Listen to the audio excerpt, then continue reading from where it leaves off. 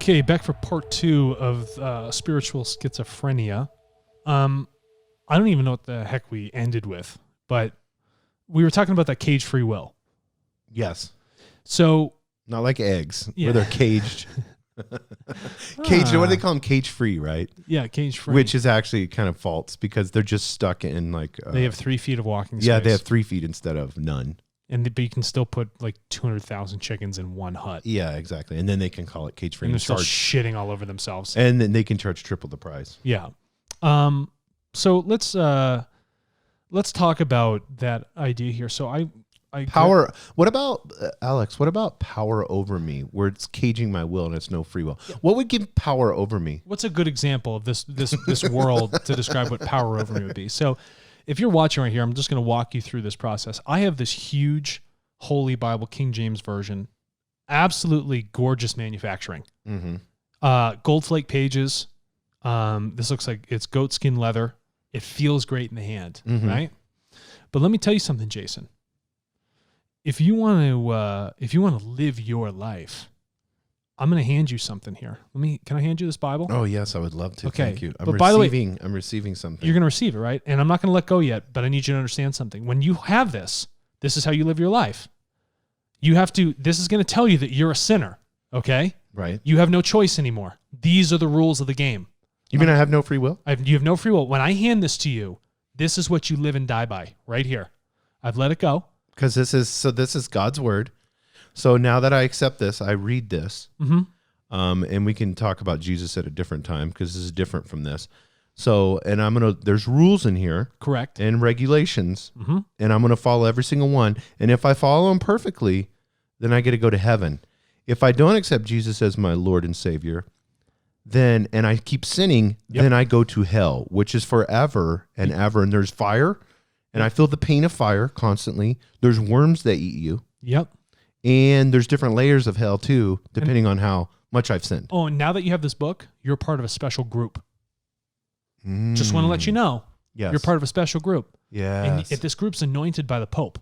Yes. Okay? And you all reside underneath it because he's the closest person. Our denomination or to whatever God. it is. Yeah. Okay? You can never get that close. So you need to kiss the feet of the Pope. And then he is the one that can deliver your message or save you because he is the loudspeaker to this God. Yeah, I was talking I was on a dating app, I'm single, and I was talking to someone, and the first question they asked me was, this goes right into this. Yeah. Are you a Christian?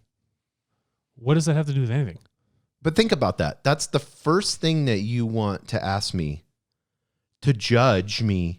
That's what it is. Based off of a relationship of compatibility. You could be the nicest, most caring, wonderful, understanding, evolutive, progressive person in the world. But if you don't believe in God, doesn't matter if you're like what people say is my type. Well, it's not even God. It's the version that's put in here. Yeah, no, it's whatever that thing says, right? Version number 900. And to keep rewriting it. Yeah, King James. Read about Mr. King James. Read about how good of a guy he was. Yeah, and Kevin Bacon. I mean, not Kevin Bacon. Oh, it's so funny, bro. What was Francis Bacon? Sorry. Kevin Bacon. Francis Bacon. Yeah. Kevin Bacon's to blame. Kevin Bacon's always. It's five.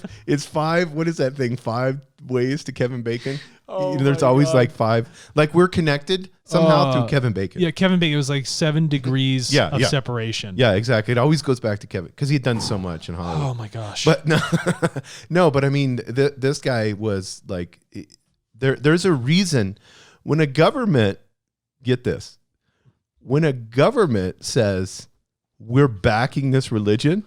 What? I mean, you have this. You could go to South America. How active is the Catholic Church in South America? Are you kidding me? Look at the United States. In God we trust. Well, that's what I'm saying, yeah. Wait a minute. It's not in God we know. Right. Or in creation we know. It's in God, this thing, this supreme being. It's all over our money. And we trust it. We don't even have to know. We just trust that it's the right thing. Don't do any searching. In God we trust. Put your hand over your heart. Look at this flag. Go to war. Get your house. Have a bank own your house. Get sick. Have the pharmaceutical industry come in. Try and keep you alive for longer. Jack up the price of those drugs. Put the resources to the few. Take away from the many. Go back to church. donate that money to a guy who's closer to God than you. Work 9 to 5. By the way, work 9 to 5. Okay. Oh, and by the way, you're going to screw up. So there's no chance you're going to heaven. And you're going to work for the man, and you're going to get 40% to support this. To support this, we got to take 40% of your money away from you. Yeah. That you've worked. 40% because it goes to in God we trust. Well, I don't want to trust in that God. I don't want the IRS to decide where my money should go. I worked for it. This material world that we're focused on, that everything's been built around, these dogmas, these ideologies, these false perspectives, this stream of unity that's been broken apart and then nitpicked, those things create the schizophrenia. It's pulling us away from who we truly are and creating two selves. And so when we go back to that original conversation, the people having a conversation with their higher self, as they would call it, it's always been there. You've just been so focused on the material world, it's peeling you away from the thing that has always been right here, but you've been blocking the view. Well, like I said in the last episode, and we'll get into this, leadership empowering victimhood.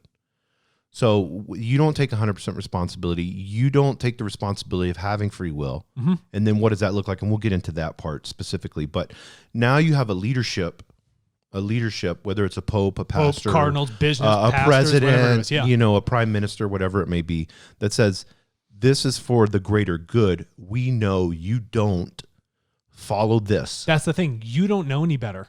Right. You're essentially cattle and cannon fodder to these people. Yes. Why do you think they call it the labor force? Why is it that in economics, why is it the way we define how we measure cattle and its economic value is measured the same exact way to human beings? The UK has a Labour Party. Think about that. Think about this though.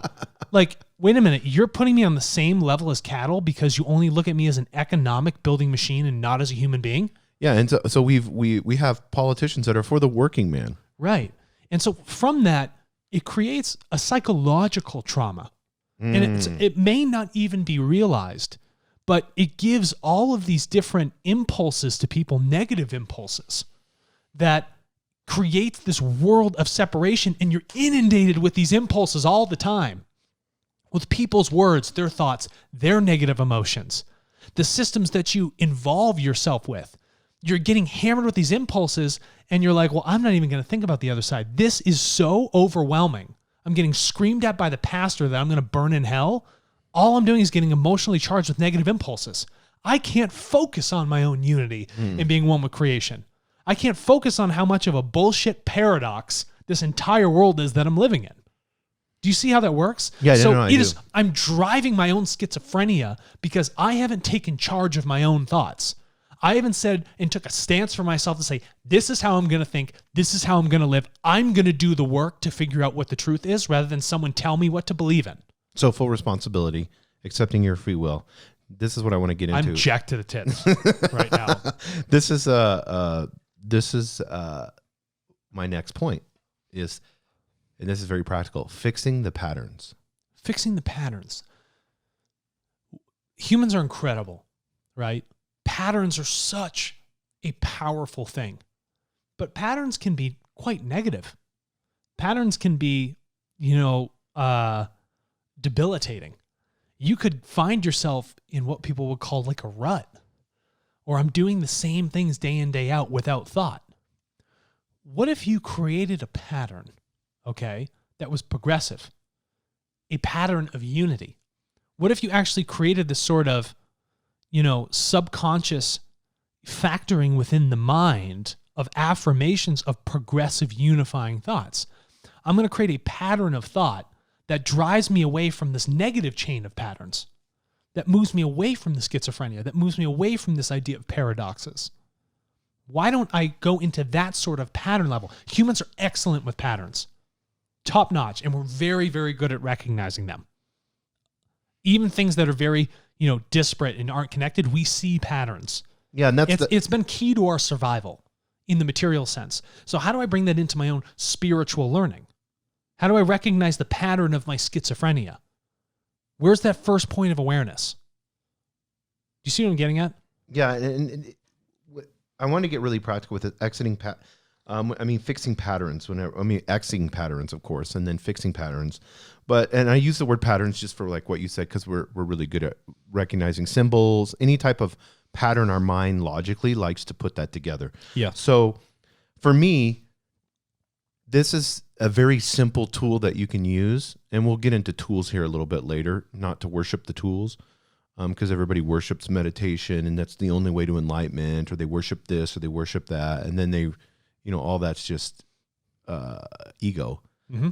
But this is a very, very simple way to do it. So I have the realization I have free will, I'm going to take 100% responsibility. This will shake your world. And this is a tool that I use right now in my life. Does it drop my vibration? So if I'm having a conversation with you, Alex, and I'm sitting here and we're conversing back and forth about eggs, yeah, or whatever it is, and it is dropping in it. No. I'm just saying you as a person, as a whole. Oh, got it. Yeah. If I'm looking at you as a whole, as a person, and I hang out with you all the time, but you drop my vibration every time I hang out with you, me taking 100% responsibility is saying I'm not hanging out with Alex anymore. Correct. That's just the way it is. People don't want that, because there are people out there that have moms that they can't talk to anymore. Yeah. There are people out there that they have jobs that they have to quit today. Right. Because it's been dropping their vibration for years and years and years. And all they're worried about is getting a retirement check at the end to hopefully change their life. But they literally hate putting that suit on and walking into that door with the little key card every freaking day. I had a conversation with someone. You teed me up for this. Thank you very much. Sitting at a brewery. That's my job. Sitting at a brewery. Tee you up. And the question was, this person's close to retirement. How old were they? They are 60s? 64 maybe. Yeah, so he'll die at 69. Yeah, he or 5 she. years. Yeah. So we asked, I'm sitting there, and the question was asked, well, what do you want to do when you retire? What do you like to do? You know what the response was? I don't know. I never thought about it. You have waited your entire life to buy yourself some sort of pseudo freedom to only then decide what you want to do with the rest of your life. Say, for instance, you did live to 100. You spent almost 70% of your life never once taking a moment to do what is best for you in your learning. But I have this. But that's another thing. I have this. Or I have this. I have my employee handbook. Yeah. People live and die by the employee handbook. No, I have my pension. I have my pension. I have security. You're letting this toxic, fake, materialism-driven world define what your life should be. But then you never come to the realization about who you truly are or what you truly love. Because you're a victim and you're doing this on purpose in your free will. You are doing it to yourself. There was no one to blame. Stopped you for the last 65 years from having a conversation in your head to say, is this right for me? Not one person said that's the wrong thing to do, or you shouldn't be doing that, or you shouldn't think about what you want to do with your life. And I think about that, and it's sad, because this is not an isolated example. Mm-mm. This is everyone. This is everyone. And some people are so stuck in this fucking idea of trauma. Yes. All the time that they're like, I'm poor, I'm this, I'm that. And all I do is reinforce these negative patterns. When are you going to ever afford yourself the focus through this unlimited abundance to sit down, shut up, and figure out who you really are? When are you ever going to do that? Or are you going to keep pissing away the responsibility to your job or all these other things when you're the one that chose that life circumstance? Yeah, it is cause and effect. It is responsibility. If you don't like where you are, get up with your 2 feet and start walking somewhere else. I was at the gym yesterday, and I was talking to this girl, and she was talking about somebody else, but she made a statement, and that's what kind of got me on this spiritual schizophrenia. She said, "You're not that special." She didn't say it to me, but she was just talking about somebody in general, which is, she could say it to me. It'd be perfectly fine. That's true. Victimhood makes you special. Yeah, it's this idea that you need a confirmation of this negative thought pattern. But you're not special because the water drop that water drop is all the ocean. And it is of the ocean. And the ego says that I'm separate and special. If say for instance, I get a water drop that has more toxic levels of mercury in it that's falling from the sky, or acid rain, is it victimizing the ocean? Is the ocean saying, oh, screw you, we're not going to let this come in here, or you're a certain special water drop, I'm going to put you in this part of the ocean? No, it's just one with the ocean. It's not something special. This water drop is nothing but the microcosm of the macrocosm here. Do not say that this trauma or victimization that you're feeling is going to be felt and shared by everyone. It's just this idea that you're this special water drop among all the trillions of water drops that are out there. But it leads to service to self instead of service to others. The minute that I become victimized, the minute that I sit and say, okay, I am going to live my mind in this fear, hate, fight or flight. It says this, Alex, and the mind is best. So I begin to look at it and say, what I've thought of, what I've created in this illusion, that is the best thing for me. And everything that I have created has been external, from people going against my free will and caging me into this environment that I'm trying to function at. So what am I doing in this caged environment? I'm just trying to go up Maslow's hierarchy. Yep. That's all people are doing. I want a better, I told this yesterday to somebody. It's like all people want is a better car, a better house, more money in the bank. And it's like, but this person I was having a conversation with, they've gone up Maslow's hierarchy, but you could see that there's no joy behind the eyes. There's nothing. Great, fantastic, but you don't know what the hell you're going to do. I can tell you right now, I'm doing exactly what I want to be doing. And that's not to make me look special. That's just saying I took the time to look at myself deep, deep down and figure out, is this really how I want to evolve? Is this how I want to interact with this world, this playground of learning? Do you know what I mean? That's for me to choose. Am I going to be a victim of these false thoughts? Think that I'm going to stagnate and not have the ability to be progressive, or think that my boss or my pension has power over me? I'm going to let this material world, that this economic value defined by a government who doesn't give two shits about me, define how I'm going to live my life and where I find my happiness? Are you kidding me? Could you imagine if politicians came into your house and told you this is how you're going to be happy? This is how you're going to perceive happiness? Well, they do it through this. You're letting them do it to you right now. One-eyed monster called the television. Yeah, you're letting them do it to you right this second. So let's get into vibration real quick, dropping vibrations, because I want to define this.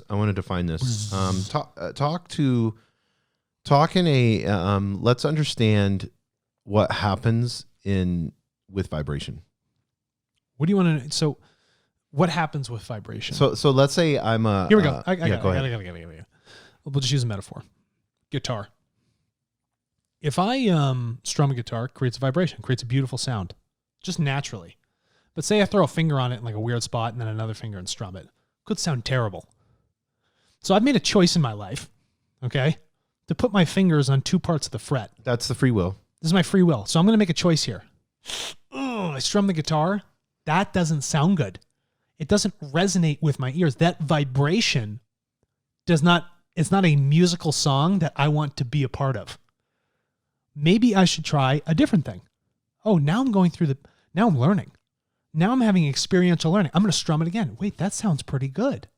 Oh, that's aligning with creational law. Oh, that's aligning with creational law. That's a wonderful tone. Can I do this again? Yes. Oh, wait a minute. Now I have 4 fingers on the fretboard. Now I'm using all parts of me and I'm creating this beautiful sonnet, right? This beautiful sound, right? This universe, this universal sound. Universe means one song. I'm creating a song, these vibrations through my choice and my learning, through my power and my responsibility to pick that tool up, put my fingers on that damn fret, and decide what sounds best through that vibration. This is a great analogy. So if that vibration, me putting my finger on a fret, is akin to me walking into a party or hanging out with people or having a job that doesn't work, if that vibration doesn't sound good, find a new tune of life to live to.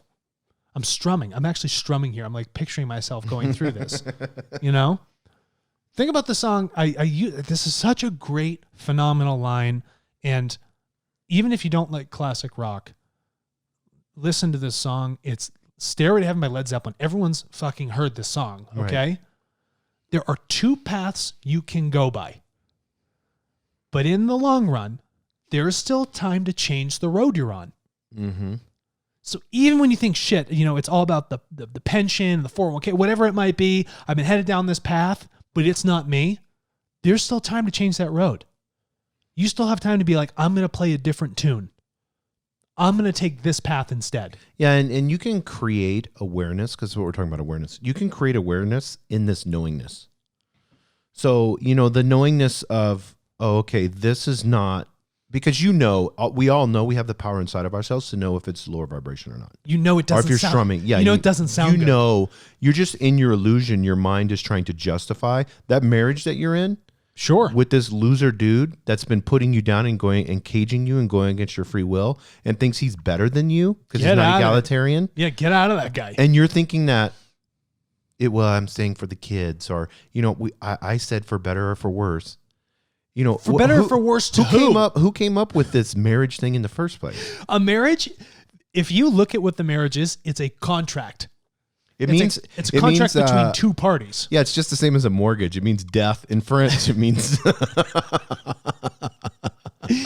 The thing is, and the United States have used it strictly to look at, from a tax economic reason. Yes. Okay. And an ego reason, like I have you, and the church, and you've made a commitment. And the church uses it for emotional control. Yes. That's not truly what marriage is. No. And maybe you've married yourself to a job. It doesn't sound good. If someone's standing there, listen, if I don't know German, but I'm watching a speech of Hitler on a podium screaming about how people are less in a different language and there's no translation, I can feel the hate. The vibration, yes. I can sense the vibration of hate. Exactly. You know what it feels like. You ignore it. And you ignore that intuitive sense of self all the time. And you find yourself walling down the schizophrenic path of never knowing who you are, understanding that there's this other part of you that you've been ignoring, but you've split it. You've created a paradox of your life. You live in this nasty, incoherent vibration that plays this ugly tune that brings no growth. Like classical music that goes to a plant, it's beautiful, it's coherent, you see high amounts of growth. But if I put death metal next to it, the plants don't grow as well. They become crippled. The same thing affects you. All is one in that sense.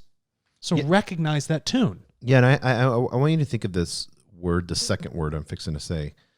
Consciousness collapses because of your story. So it collapses. You just think of consciousness collapsing.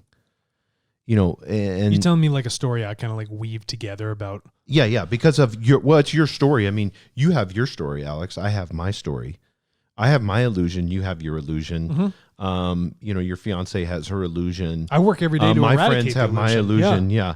But that's what I'm saying, because the thoughts collapse this. Those all day thoughts are what the power that collapses this. It's like you're sapping the beautiful infinite construct. You're asking this world or universe of consciousness to fold in on itself with this story that is blocking it. Your thoughts get in the way all the time. Yeah, and I'm going to use a really good American term here. It's a lack of focus. Yeah. So, whenever, if I'm focusing, in my awareness, if I'm focusing on, does this align with creational laws, which is eternal? And then I'm turning around and I'm looking at it and justifying why it does or doesn't in this false story that I've created. Now I'm in turn having this and this is where I think it's really important, fourth, fifth, and sixth density, because fifth density is there's still a choice. Mm-hmm. And there's still a part of I in fifth density, and we're only in third going into fourth. And then you look at sixth density, and that has a united self. That's the we consciousness state. Yes, the we consciousness self. So whenever you look at, going into third to fourth, and you have to understand your evolution. and where you're at and be accepting of that. Because people right now, people are listening to us and like, I need to change. I need to do this. Oh, I'm doing so bad. Here I am 60 years old and I haven't. You see what I'm saying? People are feeling guilty and putting fear and guilt and worry into what we're saying, and then saying to themselves, oh, what Alex and Jason said, now I need to change. I need to do this. I need to do that. No, and like you just said, you need to understand. I want people to say this is not a command that you're saying. What you're saying is you need to go out and test. You need to go learn. It's not saying you need to understand this.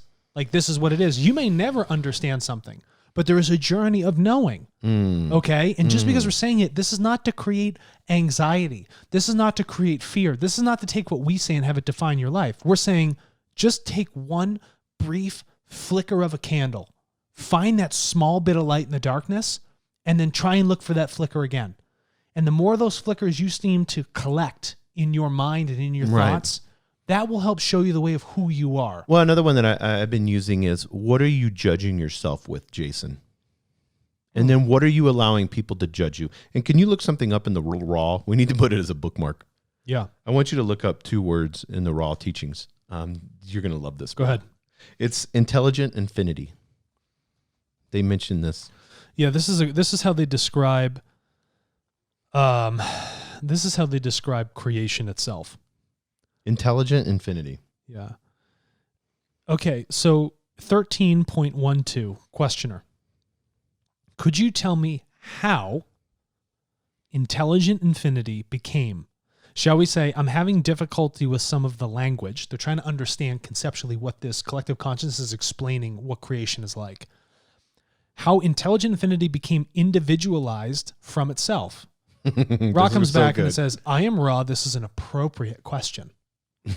Wow, it gives a compliment. Yeah, it's a compliment to a good line of questioning. The intelligent infinity discerned a concept. It came to distill down an idea, a thought. So the infiniteness of everything, probabilities, time and space, all of that said, wait a minute, I have an idea. That's where it starts. This concept was discerned due to freedom of will of awareness. It says, I am aware of everything. I have my own will to be aware. Now the question is, what am I going to do with this awareness? This concept was finity. I am infinite. So what is the other side of an infiniteness? It's finiteness. It's finity. So the second it had a thought, it actually created a finite idea, the very first finite idea. Think about that. Mm-hmm. When you think about something, you have to essentially put it into a box or a sphere. So intelligent infinity was like, thought, and then the thought is a naturally limiting thing, and it thought about finity. I'm getting through this, right? No, this is really good. This is going to explain a lot. This was the first and primal paradox or distortion of the law of one. So, again, what is a paradox? A paradox is a logically self-contradictory statement. So if I am infinite, if my awareness is infinite, all of these things, and I have a thought, I'm contradicting infinity. I am now taking a distortion, a piece of learning of the self away from the wholeness of what I truly am, what I am, what intelligent infinity is, what creation is. Okay? Thus, the one, keyword one, intelligent infinity invested, not outvested, invested. It took it back into itself. It's going to double down on its chips here in an exploration of manyness. So I understand infinity. I understand my oneness in its totality of everything. But what happens when I start to put things in little boxes? What if I create lots of tiny little pieces of intelligent infinity? Is there something to be learned from this finiteness? What a wonderfully logical statement. And due to the infinite possibilities of intelligent infinity, there is no ending to manyness. So the finiteness is also infinite within itself. The paradox is naturally solved. Thus, the exploration is free to continue infinitely into an eternal present. That's all that's going on here. That's who you are. You are that exploration of finiteness into infinity. You are but a piece of thought moving around, learning throughout this world, and thinking that victimization and all these other things bring you closer to who you are. But really, you are finiteness creating more finiteness. Yeah, you're Buzz Lightyear. What you To don't... infinity and beyond. You're an explorer. You're an explorer. Yeah, Buzz Lightyear was always, I love that movie, Toy Story. Buzz Lightyear was what? He was always ready for an adventure. He always had this ability inside of himself to be like, this little toy to be like, I want to see more. I want to do more. I'm open to exploration. Correct. And that's what Raw's saying. There's another one in there. There's a ton in here. But I think it's a little bit later in the teachings, like in the fourth book. So go. Is it like 30 or something like that? So here we go. I'll give you 80.22. So the questioner asks, then by this contact also with intelligent energy, can you give me an example of what this would be for both the contact with intelligent infinity and intelligent energy? Could you give me an example of what type of experience this would result in, if that is at all possible? Yeah, this is one of the ones, but yeah, this one's really, really good. So what did he use the word? He used experience. That's the key thing. That's the key here. Okay? Yeah, go ahead. Because what is an experience? Experience is learning, okay? That's all it is. It's creation. It's not truth. It's creation learning about finiteness. Yeah. Yes. That's what it is. Yes. That's a distortion. Yes. Yeah, there we go. Ra. I am Ra. This shall be the last query of this working of full length. We have discussed the possibilities of contact with intelligent energy. For this energy is the energy of the Logos. Mm-hmm. It's the energy of creation. In Hebrew, that means word. Yeah, in Hebrew it's word, or in Greek, it literally means that higher. Yeah. Like how we creational energy. Like Logos was in Genesis. It's the highest logic. It says when God created the heavens and the earth. Yes. In Genesis 1:1, the word God is Logos. Yeah, it's the highest logical energy. Mm-hmm. It's perfect in its form. And thus, it is the energy which heals, builds, removes, destroys, and transforms all other selves as well as the self. So he said, the questioner was asking, what type of experience? Yes, so when I experience creation, what does that give me? People think it's all positive and giddy and all that other good shit. Hold on a second. When I experience creation, it heals, it builds, removes, destroys, and transforms all other selves as well as the self. Okay? And then Ra closes it out with this. The contact with intelligent infinity is most likely to produce an unspeakable joy in the entity experiencing such contact. So even though there's healing, building, removing, and destroying, you find the greatest joy in it because you understand it is creation and you being a part of creation, learning. But don't you see where free will is playing this beautiful dance with creation? It is. It's a perfect dance when you watch these dance shows or whatever, people watch those and then people give them a 10 because it was perfect. Yeah. That's how free will is with creation. But I think Ra used a statement about the dance. I believe there was a statement about what that interaction actually looks like. I'm glad you brought that up. We'll have to find it, but I just want to reinforce one last thing and we'll close this out. And I'm going to read it one more time and I just want this to resonate, okay, like the chords on the guitar. The contact with intelligent infinity is most likely to produce an unspeakable joy in the entity experiencing such contact.